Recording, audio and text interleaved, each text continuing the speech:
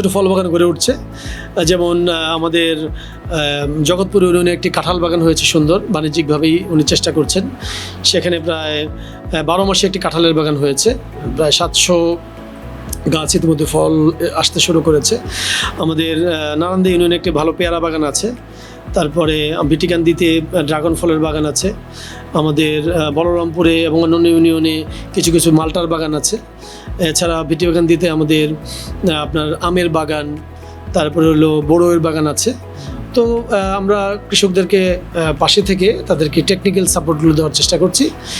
আর কৃষি অফিস থেকে আমরা আসলে সার্বক্ষণিক আমাদের মূল কাজ যেটা, কৃষক ভাইদেরকে তাদের ফসল আবাদের টেকনোলজি শেখানো, আধুনিক প্রযুক্তি শেখানো, সেটা আমাদের চেষ্টা অব্যাহত আছে। কৃষকদের সার্বক্ষণিক পরামর্শ আমরা দিয়ে যাচ্ছে। তো এখানে আমাদের একটি লিমিটেশন হচ্ছে, আমাদের ব্লক হচ্ছে 27টি, কিন্তু আমাদের লোকবল একটু সংকট রয়েছে। আমাদের মাত্র 10 জন কর্মকর্তা রয়েছে। সুতরাং অন্যান্য নিয়োগ হলে আমরা আরও বেশি সেবা দিতে পারবো।